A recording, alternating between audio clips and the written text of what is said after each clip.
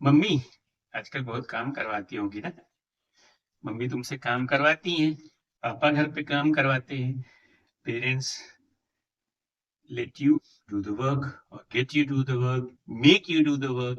Okay, so काम जब किसी और से करवाया जाता है, होली आ रही है, होली इज अप्रोचिंग, होली आ रही है, होली हमारे यहाँ जो लोकल लैंग्वेज है इसको क्या बोलते हैं, which is called as dialect. ठीक है, लोकल लैंग्वेज को क्या बोलते हैं, डायलेक्ट बोलते हैं। Very important word today I told you. So in the local language people speak like that, और ही आ रही है। ठीक है, तो जब किसी से काम करवाया जाता है, when somebody is made to do something, अपने आप नहीं, when somebody is made to do something, we those verbs are called as causative verbs.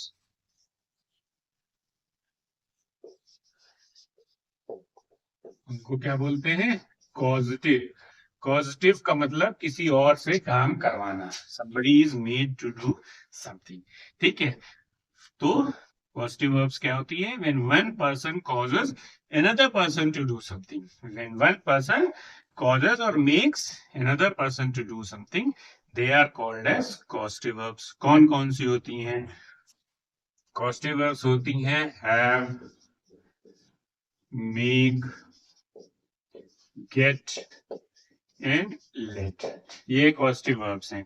तो ये जो हमारी verb यूज होती है, any sentence for action verb is use, ये उनके साथ में यूज होती हैं। They are use along with them, उनके साथ में इनका यूज होता है टू मेक थिंग्स हैपन।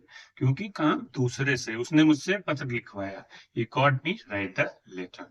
सो आज हम इन पे डिस्कस करते हैं one by one. Ready, steady, and go! Usain Bolt we will be. Okay, so पहली है आज की have. Now have causative verb, as I told you, it is used for getting things done. इसका use क्या है, to arrange or ask someone to do something। ठीक है, किसी चीज के लिए किसी से द्वारा कोई चीज अरेंज करवाना या किसी से कोई चीज करवाना। इसका स्ट्रक्चर क्या है, व्हाट इज द स्ट्रक्चर, क्योंकि सेंटेंस स्ट्रक्चर होता है ना, तो इनका सेंटेंस स्ट्रक्चर क्या है, सबसे पहले आएगा सब्जेक्ट, क्योंकि सब्जेक्ट तो काम कर रहा है। ठीक है, now the verb will be use in any form. ये हैव का यूज होगा, हैव हो सकती है, हैज हो सकती है, हैड हो सकती है, according to tense and subject. Subject और टेंस के हिसाब से ये यूज हो सकती है। फिर इसके बाद पर्सन का यूज आएगा, जो भी पर्सन है, ठीक है, पर्सन का यूज आएगा। फिर आएगा base verb, base form of verb, यानी कि first form of the verb will be use. ठीक, ऐसे ये होगा इनका सेंटेंस का स्ट्रक्चर। पहले आएगा subject, then will be have, has और had according to the subject और according to the tense. Then we will be mentioning the person and then the base form of the verb. For example, example ले लें, आई, आई क्या हुआ, subject हुआ। फिर इनमें से एक ले ले, आई हैड, हैड ले ले, हैड क्या हो गया, ये कॉजेटिव वर्ब हो गई, है ना। अब हमको क्या यूज करना है, पर्सन यूज करना है। आई had the mechanic, I had the mechanic क्या हो गया, पर्सन हो गया। अब क्या करना है हमको, वर्ब यूज करनी है, रिपेयर, और फिर आई हैड द मैकेनिक रिपेयर, क्या रिपेयर किया, my bike. I had the mechanic repair my bike. So, when the work is done with the help of someone, जब किसी के मदद से कोई काम करवाया जाता है तो उनको क्या बोलते हैं, they are called as causative verb। So, have में सेंटेंस स्ट्रक्चर इसका क्या है, सबसे पहले सब्जेक्ट आएगा, ठीक है, एक्टिव वॉइस में। फिर आएगा have, has, had according to the tense and the subject। Then comes the person जिससे काम करवाया जा रहा है, और फिर आएगी base verb. So I had the mechanic repair my bike will be the example.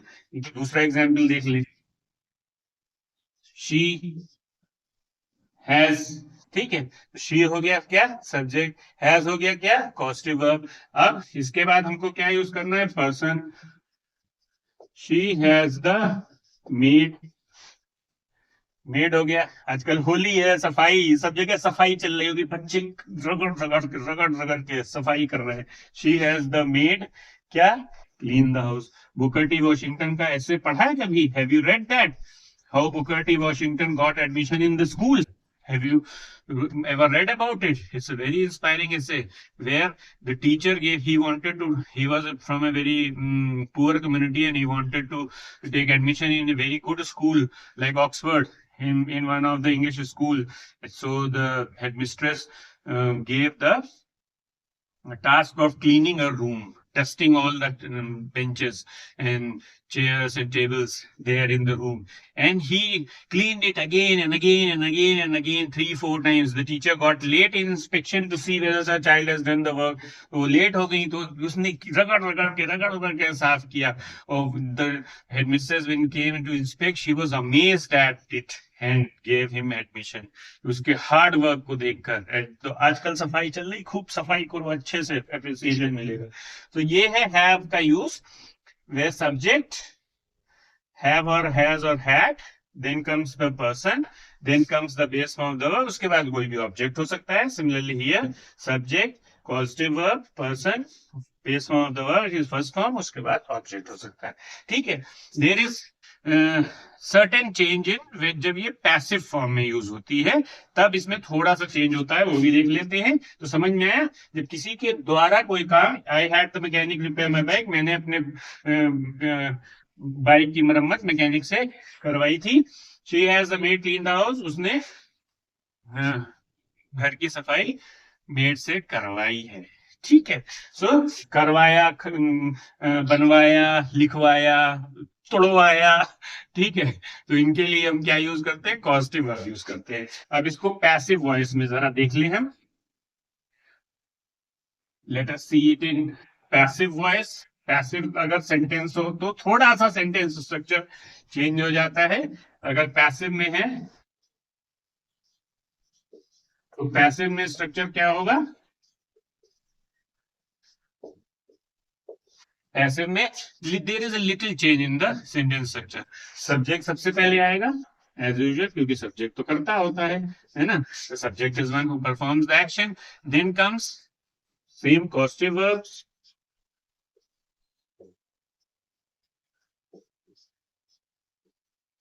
Causative verbs आएंगी. अब यहां पर क्या आएगा? यहां पर पहले ऑब्जेक्ट आ जाएगा. ठीक है. यहां पर क्या आएगा? पहले यहां पर पहले ऑब्जेक्ट आ जाएगा, उसके बाद वर्ब की थर्ड फॉर्म आएगी. तो ये थोड़ा सा चेंज हो जाता है. तो जैसे वो वाला था, मैंने मैकेनिक से कार बनवाई, तो हम क्या उसकी जगह पे क्या लिखेंगे? आई, सब्जेक्ट हो गया, हैड, क्या रिपेयर करवाई थी उसमें? बाइक रिपेयर करवाई थी, तो आई हैड द बाइक और repaired. I had the bike repaired. अब इसमें आप जोड़ सकते हैं, किससे करवाई? आई had the bike repaired by the mechanic. I had the bike repaired, मैंने बाइक रिपेयर करवाई. किससे? मैकेनिक से करवाई. अब मैकेनिक लिखिए या नहीं लिखिए, ऑब्जेक्ट तो आपको कॉम्प्लीमेंट्री होता है. If you need it, if you want to specifically mention it, then you need an object. ठीक है. तो सेंटेंस स्ट्रक्चर में थोड़ी सी टिंकरिंग हुई है. There after the subject and the use of causative verb, person used to come and then base form of the verb was used. Here, after the subject and the use of the causative verb, first comes the object and then third form. The क्योंकि passive में है, verb की third. Sorry. ठीक है. चलिए एक और example दे दें. She has her hair cut.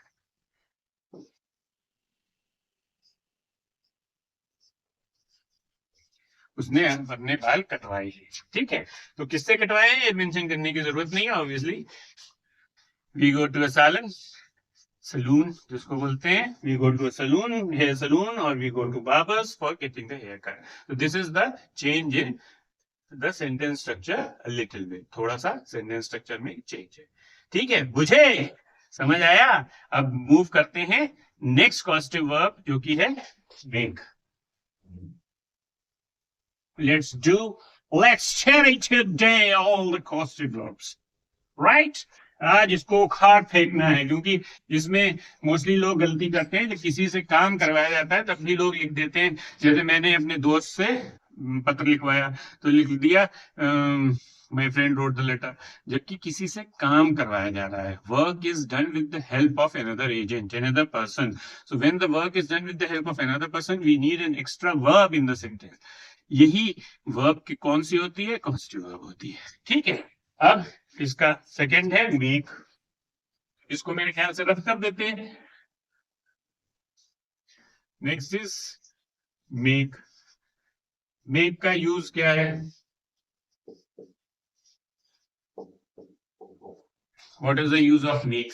Make का यूज क्या है? जहां पर किसी को मजबूर किया जाए काम करवाने के लिए, फोर्स किया जाए, स्ट्रांगली कंपेल किया जाए किसी काम को करवाने के लिए, वहां पर हम यूज करते हैं मेक।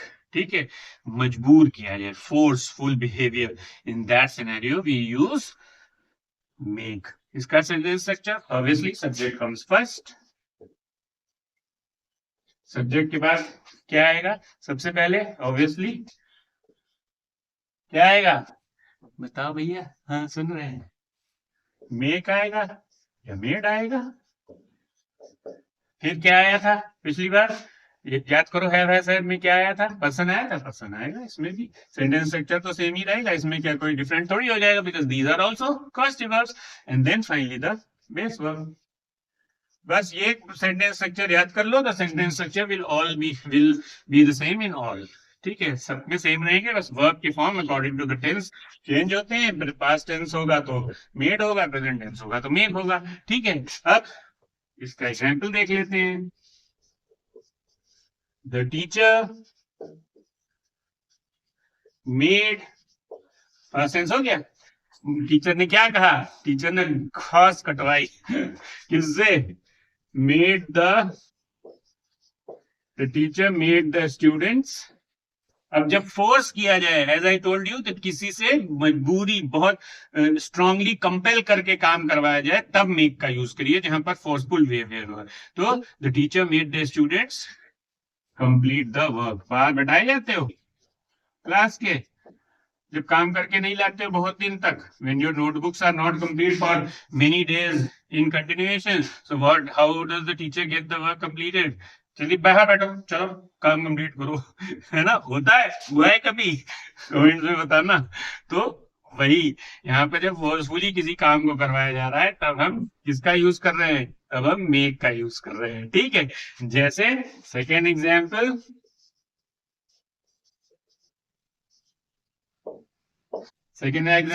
My parents. अब मेरे पेरेंट्स ने क्या किया? मैंने गलत व्यवहार किया उनसे, तो my parents made me apologise. उन्होंने कहा मुझे मजबूर किया माफी मांगने पर। हो सकता है टीचर से, अपने दोस्त से, किसी रिलेटिव से, चाचा से, चाची से, दादा से, ताऊ जी से, कि दादा से, दादी से, किसी से भी किया हो मैंने गलत व्यवहार, तो my parents made me apologise. मेरे पेरेंट्स ने मजबूर किया कि मैं माफी मांगू। क्यों? क्योंकि मैं जिद पे अड़ा हुआ था, अड़ी हुई थी, मैं तो सुन नहीं रही थी। जब मैं सुन नहीं रही थी तो मुझे माफी मांगनी पड़ी, आई हैड टू। ठीक है, सो the thing is that the sentence structures are all the same in the costume verbs. बस आपको अलग अलग इसलिए बता रहे हैं ताकि आप ये जान पाए कि कौन सी कॉस्टिव वर्ब एक्चुअली कहां पर यूज होगी। राइट, ठीक है, ये तो हो गया एक्टिव में। Teacher made the students complete the work, my parents made me apologise. Sentence structure is the same, that first comes the subject, then comes the causative verb, then comes the person, then comes the base verb. आप passive form में देख लेते हैं। ठीक है,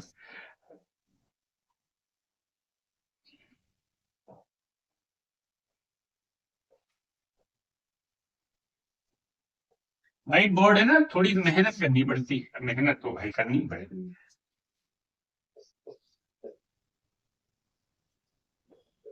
passive form में क्या होगी? पैसिव फॉर्म में जैसे उसमें थी, अभी यूज की थी हैव में, वैसे ही पैसिव फॉर्म में भी होगी। सबसे पहले क्या आएगा? सब्जेक्ट करता है। सब्जेक्ट के बाद क्या आना है? सब्जेक्ट के बाद यहाँ पर थोड़ा सा चेंज हो जाएगा, यहाँ पर वॉज और वर आएगा अकॉर्डिंग टू द सब्जेक्ट ठीक है, यहाँ पर वॉज और वर आएगा अकॉर्डिंग टू द सब्जेक्ट। फिर मेड आएगा क्योंकि पैसिव वॉइस है, याद करिए पैसिव वॉइस एक्टिव से पैसिव वॉइस बनाते हैं तो क्या होता है, मतलब थर्ड फॉर्म में होती है, प्लस टू लगेगा और प्लस वर्ब आएगी। बस ये डिफरेंस है पैसिव वॉइस में, ये ध्यान रखना। ठीक है, were made will be use in two plus verb will be use. ठीक है, टू के बाद वर्ब हमेशा फर्स्ट फॉर्म में आती है, इसलिए नहीं लिखा है यहाँ पर। ठीक, समझ में आया? So this is the difference between other forms and this form. अब इसका एग्जांपल देख लेते हैं। आई वॉज मेड टू क्या है, फोर्सफुल बिहेवियर है, तो मुझे 2 घंटे इंतजार करवाया गया। I was made to wait for 2 hours, मुझे 2 घंटे इंतजार करवाया गया। I was made to wait for 2 hours, right? Similarly another example can be he was made to pay the fine, उसको फाइन देने पर मजबूर किया गया। ठीक है, he was made to pay the fine, yeah, he was made to confess the truth, he was made to clean the room, he was made to discard the useless things. So anything it can be. So where forceful behavior is made, to passive voice में the sentence structure changes a little bit. Subject followed by was or were, then comes made, then comes to, and then first form of the verb, क्योंकि to के साथ verb की first form use होती है. So this is the difference between the causative verb in the active form and in the passive form. I hope you have understood. Now comes the third one. Third कौन सी है? Get. आज हम सब खत्म करके रहेगा, खलास करके रहेगा। ठीक है, खलास। We will be completing everything in the causative verb so that you don't need a lesson on causative verbs again. Third one is get. आज तो इसको खत्म करना ही है। We have to finish it. Merciless killing of the verb. तो आजकल बहुत incidences हो रहे हैं, don't even think of that. Okay, so now comes to get. Get कहाँ पे यूज करते हैं? जहां किसी को रिक्वेस्ट परसुएट करना है। ठीक है, किसी चीज को, किसी पर्सन को कन्विंस करना है कुछ काम करने के लिए, मनाना है। कन्विंस या परसुएट मीन्स यहाँ किसी को मनाना है किसी काम को करने के लिए। तो पहला जो सेंटेंस स्ट्रक्चर है उसमें little bit of tinkering is there. वो टिंकरिंग क्या है? पहला है सब्जेक्ट, एज यूजुअल सब्जेक्ट तो होगा ही, सब्जेक्ट तो आएगा ही, फिर आएगा get, that is causative verb या got according to the tense. Get का पास्ट टेंस got होता है अकॉर्डिंग टू द टेंस। फिर आएगा पर्सन, ठीक है, then comes the person, person आएगा, उसके बाद यहाँ पर टू आ जाएगा प्लस वर्ब आएगी। और टू के साथ वर्ब की कौन सी फॉर्म यूज होती है? अभी तो बताया था, टू के साथ वर्ब की कौन सी फॉर्म यूज होती है? फर्स्ट फॉर्म यूज होती है। बस यही डिफरेंस है बाकी से इसमें। सो एग्जाम्पल क्या होगा? I got person him. अब पर्सन आ गया, पर्सन के बाद क्या होगा? I got him to persuade करना है। I got him to help me, मैंने उसको अपनी मदद करने के लिए मना लिया। I got him to help me. ठीक है, तो इसमें बस चेंज क्या हो रहा है? इसमें टू का यूज हो रहा है, two is use in between. ठीक है, this is the difference between have and make in the active voice, whereas get is a little bit different. ठीक, जैसे second sentence can be she got। अब now इसके बाद क्या आना है? पर्सन आनी है, तो मनाना है किसी को। she got her mother, फिर क्या आना है? मदर आगे पर्सन आ गया, to prepare the cake।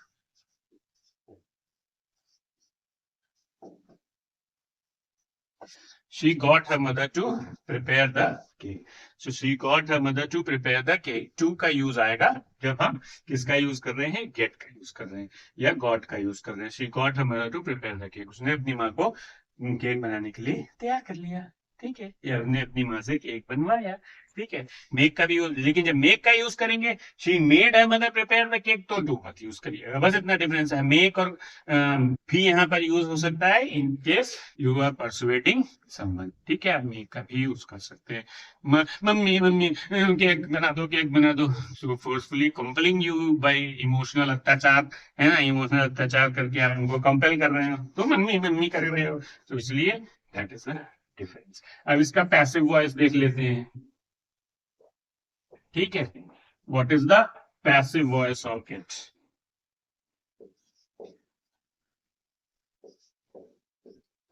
Passive में कैसे बनाएंगे ये भी देख लेते हैं। अब पैसिव वॉइस में सेंटेंस स्ट्रक्चर में क्या है, थोड़ा सा चेंज है। सबसे पहले सब्जेक्ट, फिर आएगा गेट या गॉट, एज यूजुअल यही आता है। फिर क्या आएगा, यहां पर इसको हटा दो, यहां पे आ जाएगा ऑब्जेक्ट, ठीक है। Here comes the object. पहले आएगा सब्जेक्ट जो कि किसी भी कॉजेटिव वर्ब का की पहचान है, या किसी भी सेंटेंस की पहचान है, इनफैक्ट, है ना, am I right? Every sentence starts with the subject, it may be in different forms only. So first comes the subject, then comes the causative verb, then comes the object, and finally the past participle.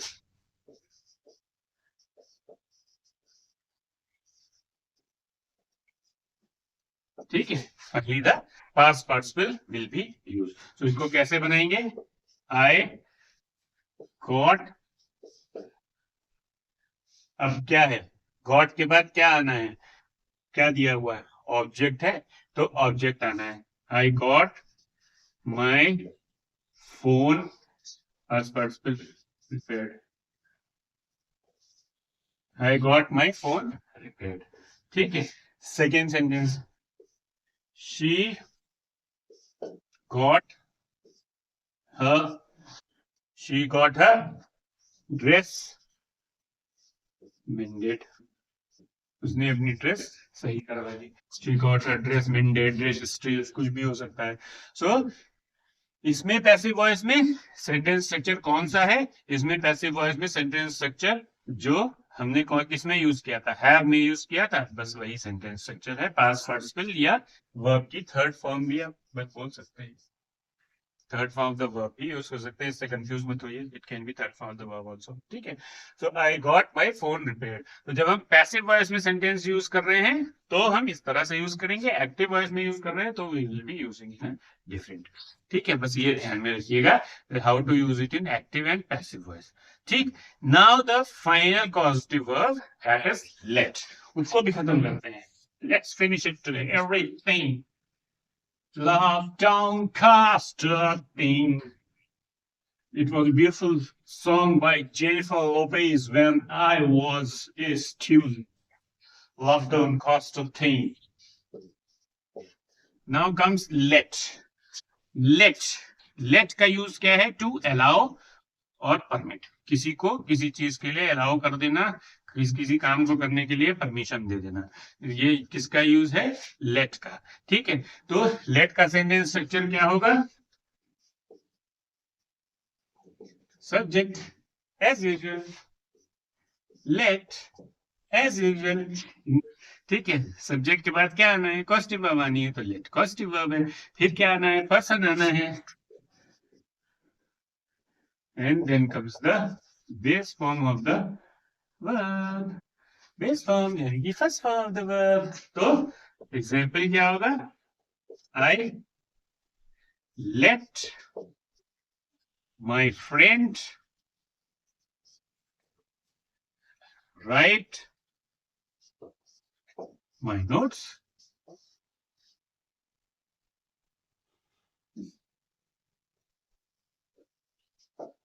मैंने अपने दोस्त से अपने notes लिखवाए, I like my friend right my notes, ठीक है। या parents ने मुझको अलाउ कर दिया किसी चीज के लिए, my parents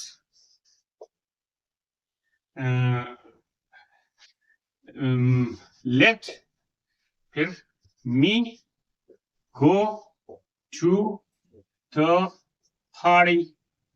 My parents let me go to the party. So my parents is the subject, let is the causative verb, me is the person, go is the base form of the verb, and then comes the object. ठीक है. Similarly, subject, let, person, base form of the verb. An object can be there, should not be there. So this is how we'll be making use of let. Passive verbs में बनेगा नहीं, passive verbs में let नहीं बनता है. ठीक है, क्योंकि ये persuade किया जा रहा है. We are persuading someone to do something, so we do not use it in the passive voice. हम passive voice में use नहीं करते हैं. ठीक है, ठीक है.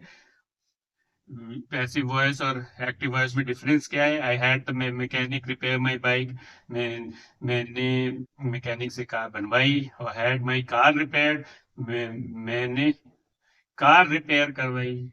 मैंने मैकेनिक से कार बनवाई और मैंने कार मैकेनिक द्वारा करवाई. So there is a little difference in the use of the sentence. Okay, so understood the use of let. Let का use समझ में आया? And have you understood all the causative verbs today? Now I would suggest you to do an exercise of let. Sorry, do an exercise of causative verbs. Causative verbs की एक exercise करिए, चाहे वो fill in the blanks के form में हो, whether it is in the form of a translation. And then if you face problem, let me know in the comments. इसके बाद मैं एक exercise आपको लगा दूंगा, जहाँ पर आप इसको practice करिए. ठीक है? So I hope you understood. See you in the next episode. Till then, ciao.